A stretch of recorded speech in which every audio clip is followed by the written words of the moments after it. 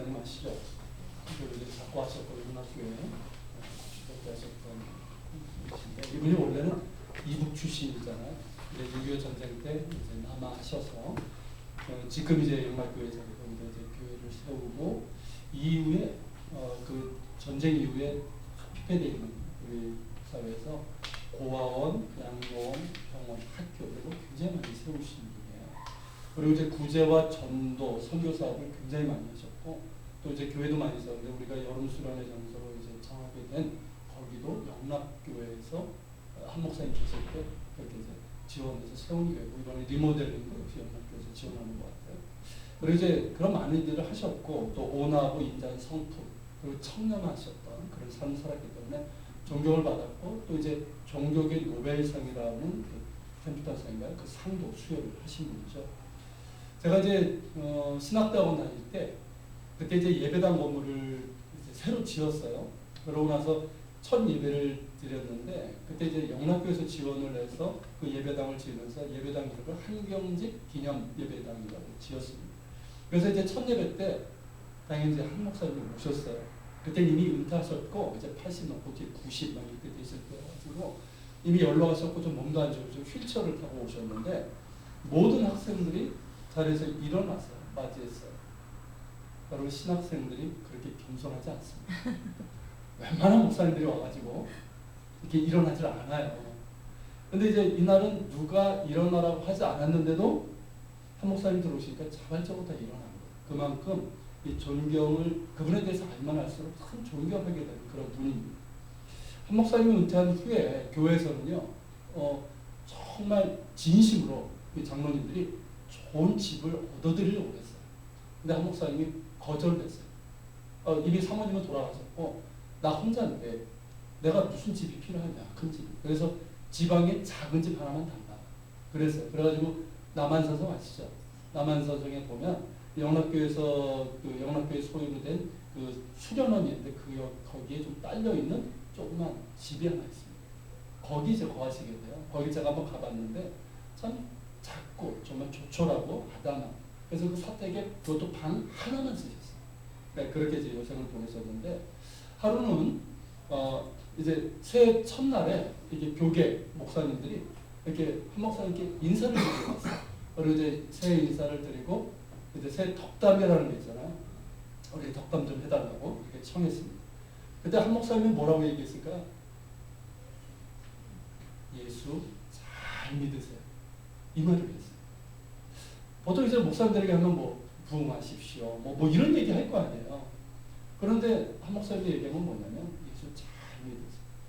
아니 목사님들이니까 당연히 예수 믿죠.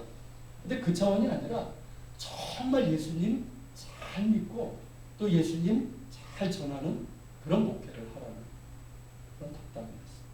근데 제가 이 말이 참 마음에 와닿는 거예요. 저 역시 이제 목회를 하고 그리고 이제 저 역시 이제 개인적으로 신앙인 아닙니까? 신앙인으로서 가장 중요하게 생각하고 제가 가장 바라는 게 뭐냐면 예수 잘 믿는 거예요. 저는 예수 잘 믿고 싶어요. 아직도 참 부족하다고 생각하지만 예수 잘 믿고 싶고요. 그리고 이제 목회를 하면서도 우리 교우들이 예수 잘 믿는 그런 교우들이 되도록 그렇게 좀 목회를 했으면 하는 게 제 소원이에요. 여러분 예수 잘 믿어야 됩니다. 정말 예수 잘 믿어야 돼요. 이것보다 중요한 건 없어요. 단순히 교회 열심히 다니는 사람 되지 않기를 바랍니다. 물론 교회 열심히 다니는 것도 쉬운 건 아니에요. 그래서 열심히 다녀야 되지만 교회만 다니는 것이 아니라 정말 예수 잘 믿는 우리 모두가 될 수 있기를 바랍니다. 여러분 예수 잘 믿는다는 것은 무엇을 뜻하는 걸까요? 우선은 예수님을 아는 지식을 뜻하는 거예요. 여러분 사도 바울이 뭐라고 합니까? 예수님을 만나고 나서 내가 그동안 자랑했던 그 모든 것을 뭘로 여긴다? 배설물처럼 여긴다라고 말하고 있어요. 그러니까 별로 쓸모없다는 거예요. 내가 그렇게 가치 없다는 거예요. 예전에 그것만 있으면 될 것 같아서 그렇게 했는데 얼마나 많은 걸 가졌습니까? 근데 의미 없다는 거예요. 그러니까 그리스도를 아는 지식이 가장 고상하기 때문이라는 거예요. 여러분 예수님을 안다는 것은 예수님 안에 계시하신 하나님을 안다는 것을 의미합니다. 예수님을 통하지 않고서는 하나님을 알 수가 없어요. 아십니까? 만약에 예수님을 만나지 않고 내가 하나님을 믿는다. 그거는 어떤 하나님일까요? 자칫하면 이전에 예수 믿기 전서부터 우리가 구했던 조상 대대로 믿었던 그런 우리에게 그저 복이나 주는 그런 신일 수밖에 없어요. 그렇지 않습니까? 그러니까 나에게 필요한 존재일 뿐이에요. 여러분 예수님을 통해서만 하나님을 제대로 알 수 있습니다. 예수님이 하나님의 본체이시기도 하시고 하나님의 성품이신 사랑과 공의가 그분 앞에 완전히 드러났잖아요. 그게 십자가. 그리고 구약에 계시된 모든 말씀이 누구를 통해서? 예수님을 통해서 이루어졌단 말이죠. 여러분 예수님의 인격과 삶 그리고 예수님께서 전해주신 이 하나님 나라의 복음을 통해서 우리는 하나님을 알 수 있습니다. 구약에서 나타나시고 말씀하신 하나님이 예수님 안에서 온전히 드러나시는 예수님 안에 하나님이 계십니다. 할렐루야. 그래서 예수님께서 뭐라고 하셨어요? 나는 길이요 진리요 생명이니 나로 말미암지 않고서는 아버지께로 올 자가 없다고 하십니다. 오늘 본문이 소가 14장 그 앞에 내려봐요. 네, 앞에 보면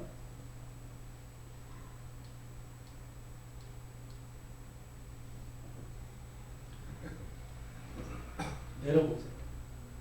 잠깐 더. 네, 여기에요. 작동이 안 돼서. 자, 이 9절서부터 한번 읽어보겠습니다. 예수께서 이르시되 빌립아 내가 이렇게 오래 너희와 함께 있으되 내가 나를 알지 못하느냐 나를 본 자는 아버지를 보았거늘 어찌하여 아버지를 보이라 하느냐 내가 아버지 안에 거하고 아버지는 내 안에 계신 것을 내가 믿지 아니하느냐 내가 너희에게 이르는 말은 스스로 하는 것이 아니라 아버지께서 내 안에 계셔서 그의 일을 하시는 것이다. 내가 아버지 안에 거하고 아버지께서 내 안에 계심을 믿으라. 그렇지 못하겠거든 행하는 그 모든 일로 말미암아 나를 믿으라. 여러분 예수님 안에 하나님께서 계십니다. 그리고 예수님께서 전해주신 복음 안에는 모든 성경 말씀이 들어있어요. 그래서 구약 말씀을 푸는 열쇠가 바로 예수 그리스도예요.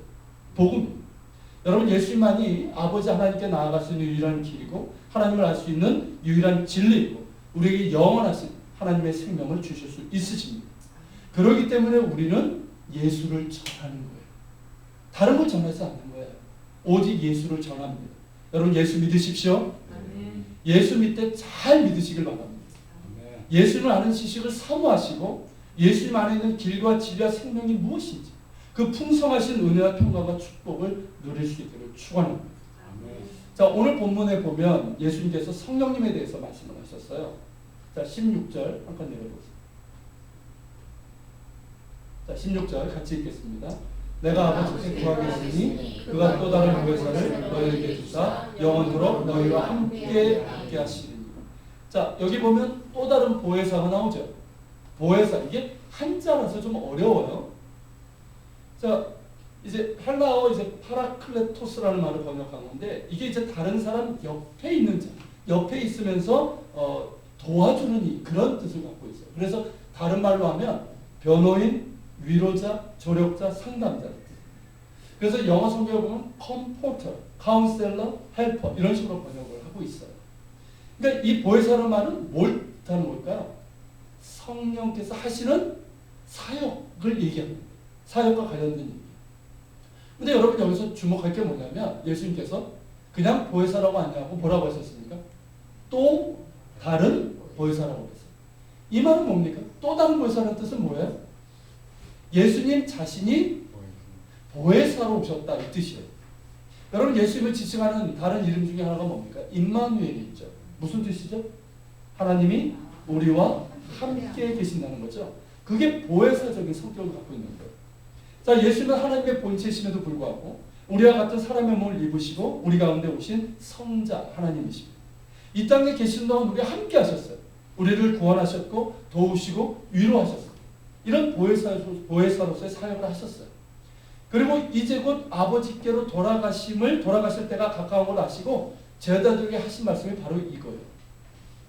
자, 18절 말씀처럼 내가 너희를 고와 같이 버려두지 않기 위하여 나와 같은 또 다른 보혜사를 너에게 보내도록 아버지께 구하겠다는 말씀입니다. 그래서 우리 가운데 오신 분이 누구예요? 바로 성령님이십니다. 그렇다면 여러분 예수님께서 아버지께 성령님을 보내시길 구하시고 또한 성령님께서 우리 가운데 오신 것은 무엇일까? 구체적으로 우리를 이제 돕고 위로하고 뭐 이런 사역을 하시는데 자 구체적으로 무엇을 위한 건가 하는 거죠. 자 25절 26절인데 같이 읽겠습니다. 내가 아직 너희와 함께 있어서 이 말을 너희에게 하였거니와 보혜사 곧 아버지께서 내 이름으로 보내실 성령 그가 너희에게 모든 것을 가르치고 내가 너희에게 말한 모든 것을 생각나게 하리라. 자 성령께서 하시는 일이 뭡니까? 자 우리에게 생각나게 깨닫게 하시는 거예요. 모든 거라고 했죠. 제자들에게 하신 말씀이지만 곧 예수님이 누구시고 또 예수님께서 말씀하시고 행하신 모든 것들을 가르치신 모든 것들을 생각나게 하시는 분이 누구다? 성령님입니다. 이해가 되십니까? 실제로 여러분 베드로가 성령 충만을 받고 성령 강림절에 받고 나서 그가 여러분 담대하게 전했던 게 뭡니까? 예수 그리스도에 대한 거예요. 여러분 사도 바울이 한번 베드로가 깜짝 놀랐을 거예요. 말하면서도 내가 이렇게 말을 잘하는 사람이었나? 절대 그렇게 했던 사람이 아니에요. 그런데 성령께서 깨닫게 하시고 생각나게 하시니까 어떻습니까? 예수님에 대해서 그렇게 전할 수가 있었던 거예요. 여러분 이것은 제자들에게 하신 말씀이지만 우리에게도 마찬가지입니다. 성령께서 하시는 가장 우선적인 일은 뭘까요? 예수님을 알게 하시는 일이에요. 여러분 고린도전서 10장 3절에 보면 이 말씀이 있습니다. 성령으로 아니하고는 누구든지 예수를 주라 시인할 수 없는 일. 자 이것은 성령께서 하시는 일이에요. 자 우리로 하여금 예수님이 누구신지를 알게 하고 구주로 믿게 하시는 일을 하고 계시다는 거예요. 그렇다면 자 여러분들이 내가 지금 예수님을 알고 또한 예수님을 구주로 믿고 있다면 이것은 누가 알게 하신 일입니까? 누가 알게 하신 일이에요? 성령께서 하신 일이에요. 물론 내가 마음으로 믿어 입으로 시인하여 구원에 이르지만 예수님의 사랑 앞에서 내가 죄인임을 깨닫게 하시고 고백하시게 하시는 게 누굴까요? 내가 깨달은 걸까요? 깨닫게 하시는 거예요. 예수님을 나의 구주로 믿어서 정말 시인하게 하시는 감동은 누가 주시는 걸까요? 성령께서 주시는 거예요. 그렇게 가능한 거예요. 그렇다면 여러분 자 우리가 예수님을 알고 예수님을 구주로 믿기 위해서는 누구의 도우심을 받아야 된다? 성령님의 도우심을 구해야 된다는 거예요. 여러분 성령님께서 우리의 마음을 열어주시고 깨닫게 해주시고 고백하게 하시고 믿게 하시기를 바랍니다. 저 개인적으로 여러분들을 위해서 그렇게 기도하고 있고요. 그리고 우리가 이제 매주 토요일마다 남성 교우들이 전도를 하고 있죠. 그리고 매달 이제 한 번씩 이게 주일에 이제 전교우들이 지역 전도를 하고 있습니다. 오늘이 바로 그날이죠. 디데이에 우리가 전도할 때 꼭 기도하고 도우심을 구해야 될 게 바로 뭘까요? 성령님께서 우리가 전하시는 것을 통해서 역사하시고 비록 작은 것이지만 그것을 통해서 감동 주시기를 구해야 됩니다. 이것은 전도를 해본 분들은 알아요. 전도가 쉽습니까? 쉽지 않아요.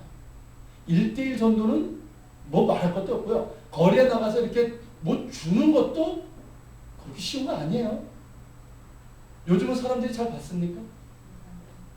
잘 안 받으니까 뭘 껴서 줘요? 건빵이나 솜사탕이나 이런 거 같이 주는. 그럼 그래도 많이 받아요.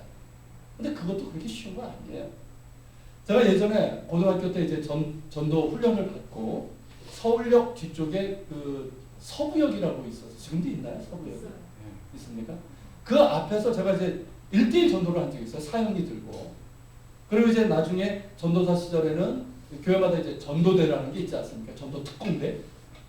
그 전도대를 이제 지도하면서 같이 전도를 했는데요. 정말 기도하지 않고서는 할 수가 없어요.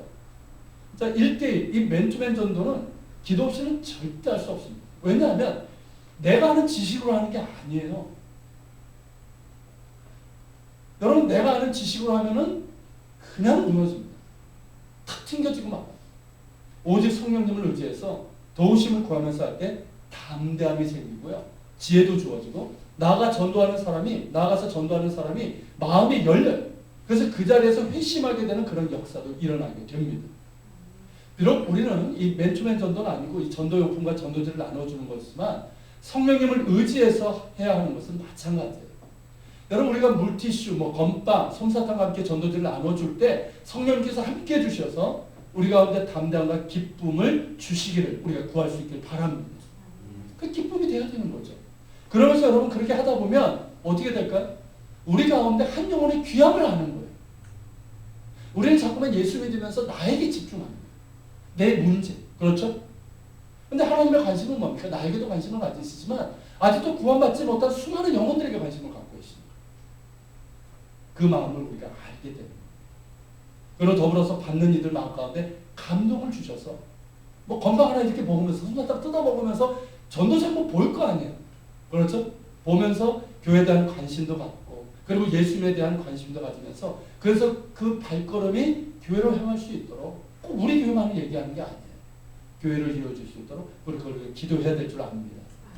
그러다 보면 여러분들에게 그런 기회가 주어질 거예요. 정말 1대1로 전도할 기회가 주어질 거예요. 그런 기회가 주어져요. 정말 나에게 묻는 사람들이 생기고요. 여러분들 개인적으로 관계 속에서 정말 그 사람에게 복음을 전해야겠다는 마음이 생겨요. 이게 성령께서 주시는 마음이에요. 그때 순종하시길 바랍니다. 순종하시고 성령님 밑에서 기도하세요. 그리고 전하시길 바랍니다. 여러분 전도를 하면 제일 좋은 건 누굴까요? 뭐 그 사람이 뭐 전도 받으니까 좋겠지만 누가 제일 좋을까요? 전도하는 나예요. 나 자신이에요. 여러분 전도는 미련한 것이라고 했어요. 성경이. 여러분 전도는 효율성을 따지는 일이 아니에요. 아십니까? 사랑하고 똑같아요. 자, 사랑하는 거는 효율을 따지는 겁니까? 아니에요. 이게 자판기가 아니에요. 뭐 500원짜리 넣으면 500원짜리가 나오는 그게 사랑이 아니에요. 사랑은 그냥 계속 넣는 거예요. 안 나와도 넣는 거예요. 전도도 똑같아요. 효율성을 따지는 게 아니에요. 우리는 전하는 거예요. 미련한 방법이지만 전하는 거예요. 그렇게 되면서 말씀드린 것처럼 한 영혼이 귀한 것을 알게 되는 거예요. 그러면서 지금도 구원받지 못한 수많은 영혼들을 향한 주님의 마음, 그 아파하신 주님을 알게 되는 거예요. 그래서 여러분 전도든 선교든 그것을 받는 사람보다 하는 사람이 훨씬 더 은혜를 받습니다. 성령을 의지하면서 기도하기 때문에 어떻게 될까요? 성령 충만하게 돼요. 전도하고 기도하면서 전도하는 사람은 영적인 침체가 별로 오지 않습니다.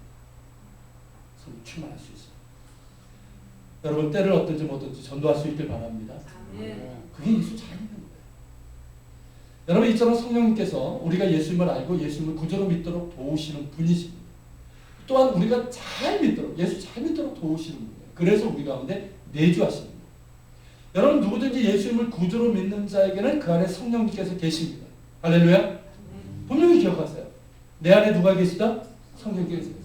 근데 여러분 내주하시는 우리 안에 내주하시는 성령님께서 뭘 하고 계실까? 자, 성경에 보면 이런 말씀이 있어요. 로마서 8장인데 같이 읽겠습니다. 이와 같이 성령도 우리의 연약함을 도우시나니 우리는 마땅히 기도할 바를 알지 못하나 오직 성령이 말할 수 없는 탄식으로 우리를 위하여 친히 간구하시느니라. 마음을 살피시는 이가 성령의 생각을 아시나니 이는 성령이 하나님의 뜻대로 성도를 위하여 간구하시느니라. 자, 여러분 성령께서 내주하시는데 우리 안에 계시는데 하시는 게 뭡니까? 말할 수 없는 탄식으로 나를 위해서 간구하신다는 거예요. 제가 이 말씀을 처음 깨달았을 때가 청년 때였어요. 그때 제가 참 힘들었을 때였습니다. 그러다가 조금씩 은혜를 받으면서 회복이 될 때였어요. 그러다가 이제 큐티를 이렇게 하는데 이 말씀이었어요. 이 본문 가지고 이제 묵상을 하는데 이 말씀 앞에 제가 무너지고 말았어요. 내가 힘들고 아파하고 방황하던 그때에 가장 아파하시면서 말할 수 없는 탄식으로 간구하신 분이 누구? 성령님이라는 사실이에요. 이 사실을 깨닫고 나서 얼마나 울었는지 모릅니다. 여러분 너무 감사한 거예요. 그렇지 않습니까? 여러분 나는 마땅히 연약해서 나는 마땅히 빌 바도 알지 못해요. 내 문제조차도 몰라요. 그런데 성령께서 나를 도우시길 원합니다. 그래서 말할 수 없는 탄식으로 나를 위해서 간구하고 계십니다. 여러분 말할 수 없는 탄식이 뭔지 아십니까? 통곡하시는 것이겠다. 나를 위해서. 그분이 우리 가운데 계시는 성령님이십니다. 얼마나 감사합니까?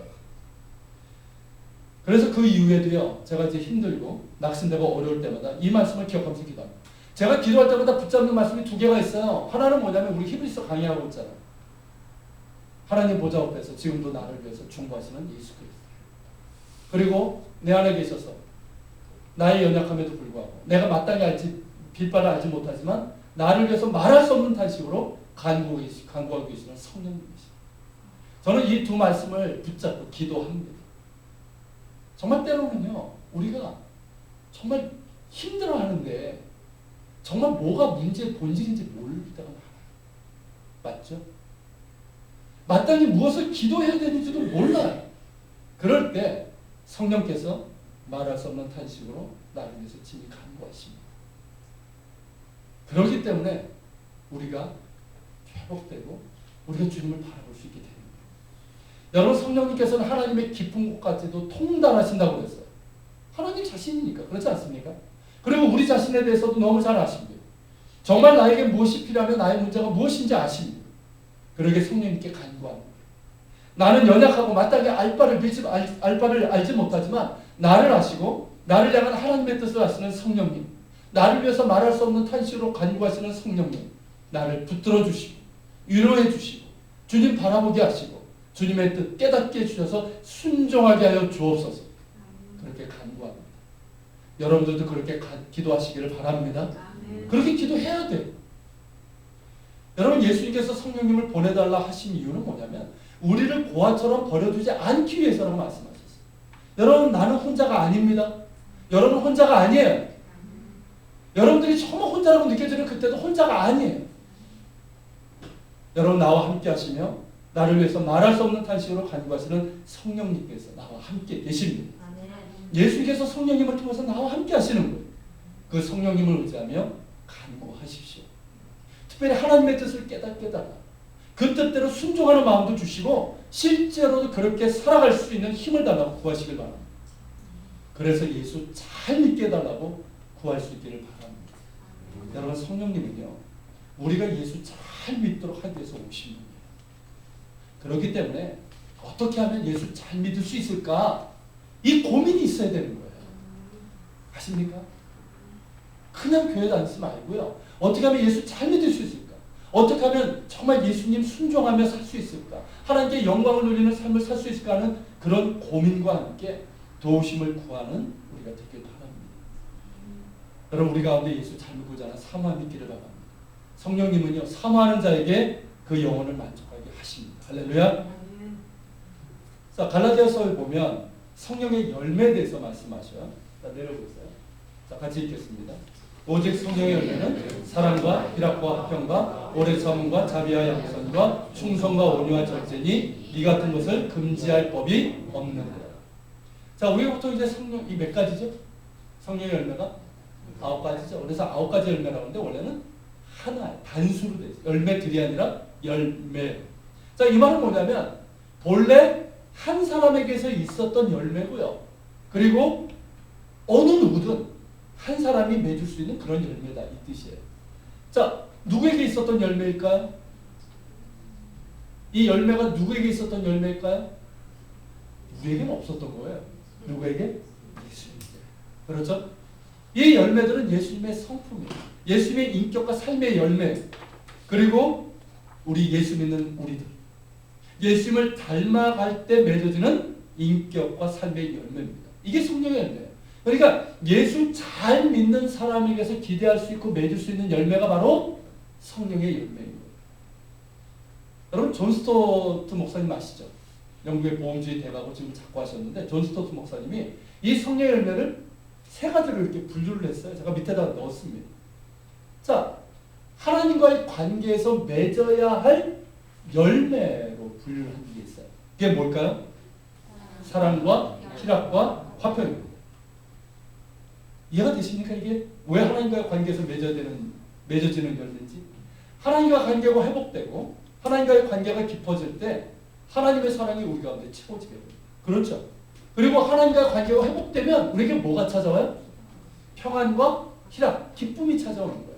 그래서 하나님과의 관계가 제대로 되어 있구나, 회복되어 있구나 하는 증거는 뭘까요? 내 안에 사랑이 있고 기쁨과 평안이 있는 거예요.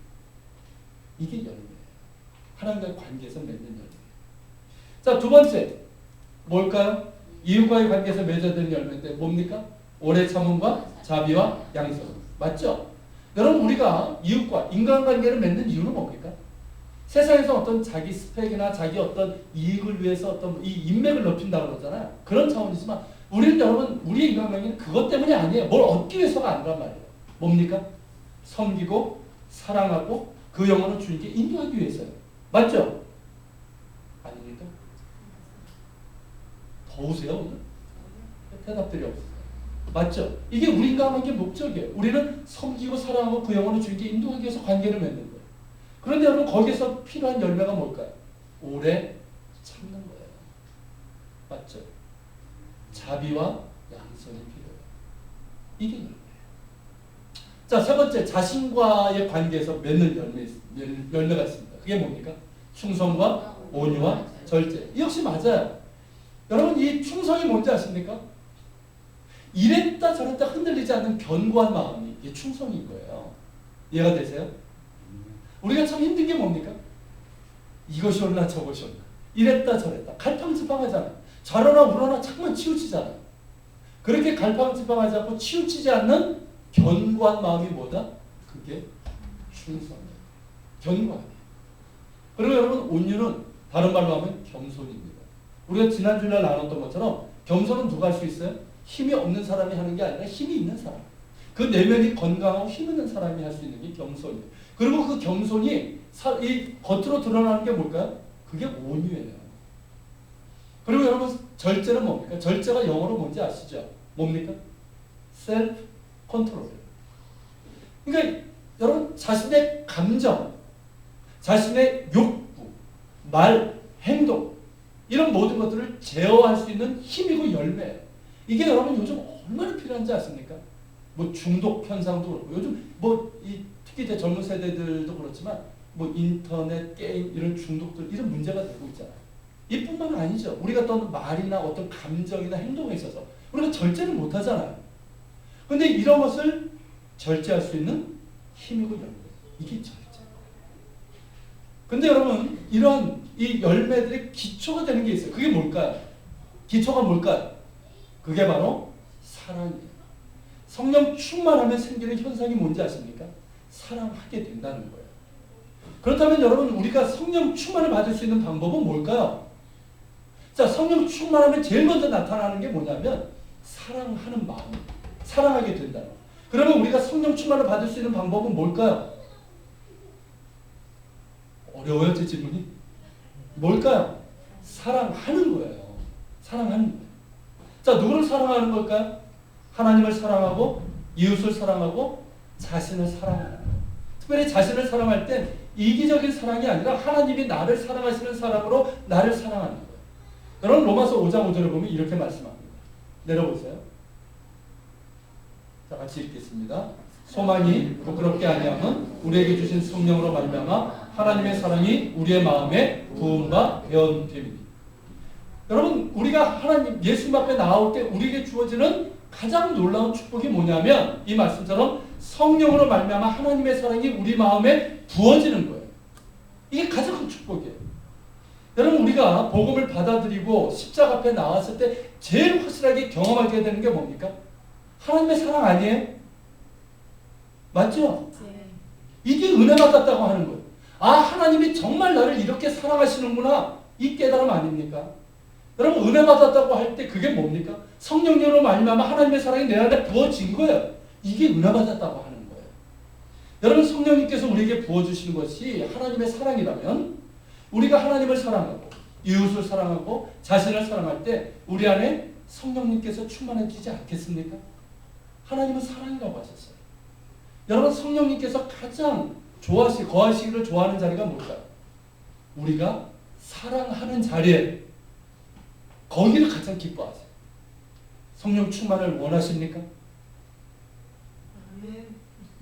억지로 강요하는 것 같은 느낌이 드는데 여러분 성령 충만은 하나님의 명령이에요. 성령 충만을 받으라 하셨어요. 사모해야 돼요. 여러분 성령 충만하길 원한다면 사랑하십시오. 사랑하세요. 정말 마음을 다하고 힘을 다하고 뜻을 다해서 하나님을 사랑해 보세요. 하나님을 사랑하는 자에게 하나님의 성령을 주시지 않겠습니까? 정말 여러분 이웃을 내 몸처럼 한번 사랑해 보시란 말이죠. 쉬운 거 아니죠. 그런 사랑해 보세요. 성령께서 어떻게 여러분들에게 행하시는지. 그리고 자신도 사랑해 보세요. 자신을 사랑하는 법을 제대로 배워야 돼요. 그렇게 사랑해 보십시오. 성령께서 충만하게 임하실 겁니다. 이게 성령의 약속이에요. 여러분 사랑합시다. 사랑함으로 성령 충만을 받을 수 있길 바랍니다. 이게 예수 잘 믿는 거예요. 그리고 여러분 성령을 쫓아 행할 수 있길 바랍니다. 갈라디아서 5장 16절에서 말씀하고 계시죠? 같이 읽겠습니다. 내가 이르노니 너희는 성령을 따라 행하라. 그리하면 육체의 욕심을 이루지 아니하리라. 자, 성령을 따라 행하라고 하셨는데 정확한 뜻은 뭐냐면 성령 안에서 걸어가라 이 뜻이에요. 걸어가라. 무슨 뜻입니까? 늘 성령님을 구하고 성령님의 인도를 받아서 성령님의 뜻 순종하면서 살아가라 이 뜻이에요. 여러분 누구나 예수님을 주라 시인하는 자는 그 안에 성령님께서 계십니다. 그렇기 때문에 성령님의 뜻이 무엇인지 알 수 있다는 거예요. 아십니까? 뭐 성령님의 뜻을 알겠다고 무슨 뭐 예언하는 사람도 맨날 거기 따라가지 말란 말이에요.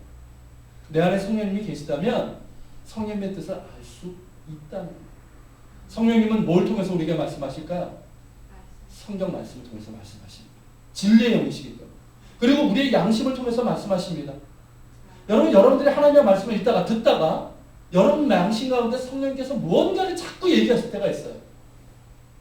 그게 주님께서 하시는 말씀이에요. 그럴 때 여러분 무시하지 마세요. 너 그러면 안 돼. 그것은 하나님께서 기뻐하시는 뜻이 아니라고 말씀하시면 그대로 들으세요. 무언가를 하라고 하실 때도 무시하지 말고 순종하기 바랍니다. 자꾸만 우리가 성령님께서 하시는 말씀을 주시는 말씀을 무시하고 불순종하게 되면 우리는 육체의 욕심을 이루는 자가 되고 말아요. 즉 우리 안에 뿌리 깊은 이 죄성과 탐욕을 쫓아가는 자가 되고 맙니다. 성령님의 음성에 귀를 기울이십시오. 성경 말씀을 통해서 또 설교를 통해서 말씀하시는 성령의 음성이 있다면 들으세요. 또 여러분들의 양심을 통해서 말씀하시는 성령의 음성이 있다면 귀 기울이며 순종하시기 바랍니다. 그럴 때 우리 안에 성령께서 충만하게 거하시게 됩니다. 그럴 때 우리가 예수 잘 믿게 되는 거예요. 그럴 수 있길 바랍니다. 또한 성경은 성령의 은사에 대해서도 말씀하시죠. 자, 성령의 은사는 여러 가지가 있어요. 오늘은 뭐 은사에 대해서 말씀드리는 건 아닙니까? 여러분 은사라는 말은 성령의 은사라는 말은 다른 말로 하면 뭘까요 이게? 다른 말로 하면 성령의 은사. 성령의 능력이에요. 여러분 성령의 은사 중에 방언이 있죠. 자, 방언을 왜 받고 싶습니까, 여러분?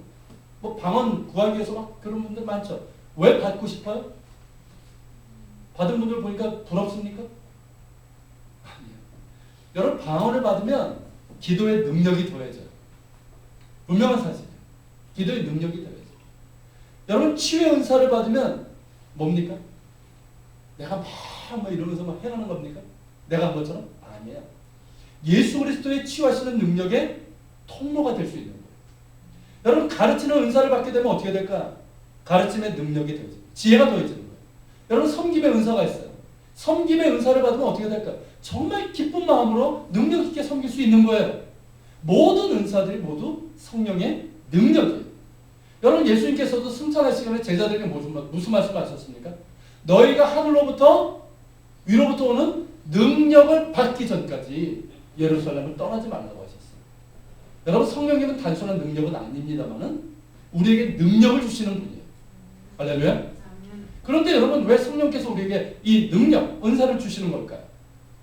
여러분 은사 받지 못한 사람은 아무도 없습니다. 아십니까? 아멘?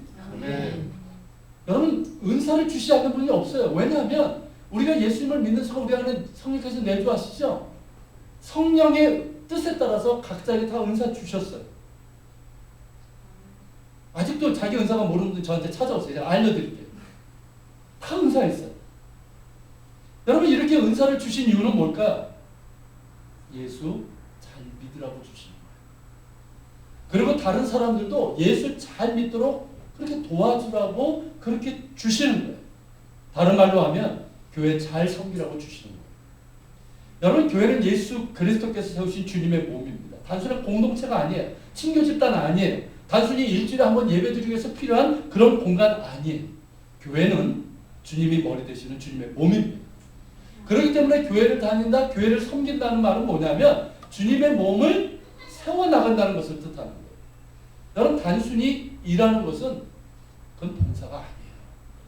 이런 의식이 없이 일한다면 그건 정말 일하는 거예요. 그러니까 일을 하니까 어떻게 됩니까? 피곤하죠. 그걸 통해서 주님의 몸이 세워지지도 않고요. 하나님께 영광 되지도 않아요. 그러니까 어떻게 됩니까? 피곤하고 불평불만이 나오게 되고 혹은 억지로 하게 되고 자기위에 빠지거나 누가 그냥 다툼만 일어나게 되고. 여러분, 성령님을 교회를 위해 오신 하나님이라고 정의를 합니다. 맞죠? 실제로 이 오순절 성령 강림을 통해서 뭐가 세워졌습니까? 그때 교회가 세워진 거예요. 그리고 초대교회는 성령님의 인도하심 가운데서 진행이 되었어요. 지금의 교회도 마찬가지예요. 여러분, 성령님께서 우리에게 예수님을 알게 하시고 믿게 하시는 이유가 뭡니까? 자, 성령님께서 성경 말씀을 조명해 주시고 깨닫게 해주셔서 우리가 믿게 하시고, 그래서 말씀에 순종하게 하시는 이유가 뭘까요? 순종할 수 있는 힘을 주시는 이유가 뭘까요? 자, 성령님께서 우리에게 예수님을 닮아갈 수 있는 소망도 주시고 또한 순종하게 하셔서 성령의 열매를 맺게 하시는 이유가 뭘까요? 성령님께서 우리에게 당신의 뜻에 따라 각양 은사를 주시는, 능력을 주시는 이유가 뭘까요? 왜일까요? 그래요. 예수 잘 믿으라고. 예수 잘 믿으라고 주시죠. 그리고 다른 사람들도 예수 잘 믿을 수 있도록 돕고 섬기라고 주시는 거예요. 다른 말로 하면 예수 잘 믿는 교회 섬기라고, 예수 잘 전하는 교회 만들어가라고 주신 겁니다. 성령님은 교회 가운데 계십니다. 저는 우리 예한교회가 성령 충만한 교회가 되기를 소망합니다. 아멘. 우리 모든 교우들이 예수 잘 믿는 그런 교회가 되고요. 정말 예수님 제대로 알아가고 예수님을 아는 만큼 그 인격과 삶에서 성령의 열매를 맺어가는 우리 교회가 되기를 바랍니다. 또한 성령께서 주시는 은사와 능력에 따라서 힘써 즐거움으로 그렇게 섬기는 교회가 되기를 소망합니다. 또한 성령의 능력에 따라서 예수님을 잘 전하는 교회, 예수님을 잘 드러내고 전해서 많은 영혼들을 주님께 인도하는 선교와 전도의 열매를 많이 맺는 교회가 되기를 소망합니다. 이제 곧 설립 2주년이 되죠. 6월 첫째 주입니다. 우리는 아직도 작고 연약합니다. 우리가 가진 것 별로 없고요. 어제 남성사람부에서 그런 얘기를 했어요. 우리가 가진 게 별로 없기 때문에 누가 그냥 다투면 당분간 일어나지 않을 거라. 우리 가진 거 별로 없어요. 힘도 연약합니다. 자랑할 것 없어요. 그러나 우리 가운데 거하시는 성령님이 계십니다. 성령님을 통해서 삼위 하나님께서 함께 하십니다. 왜냐하면 우리 교회가 주님의 몸이기 때문입니다. 믿습니까, 여러분? 자, 주님께서, 성령님께서 지난 2년 동안 우리 가운데 어떻게 이끄셨고 채워주는지를 보면 우리가 알아요. 여러분, 돌아보시면 알 거예요. 우리의 연약함과 무지함과 정말 아무것도 없이 우리가 뭐가 있었습니까? 그 연약함과 무지함과 못남에도 불구하고 우리가 하나 되지 못하는 그런 연약함에도 불구하고 어떻게 붙들어 주시고 채워주시고 인도해 주시는지를 우리는 압니다. 그러게 감사하는 거예요. 또한 앞으로도 우리를 붙들어 주시고 충만하심으로 채워주시기를 소망합니다. 여러분, 성령의 충만함을 소망하며 또한 성령 충만한 우리 모두가 되기를 소망합니다. 그래서 예수 잘 믿는 여러분들 되시고 예수 잘 믿는 교회, 예수 잘 전하는 교회, 그래서 예수님을 잘 드러내고 영광 돌리는 예수님의 몸된 교회로서 든지 세워져 나갈 수 있기를 소망합니다. 축원합니다. 기도하겠습니다.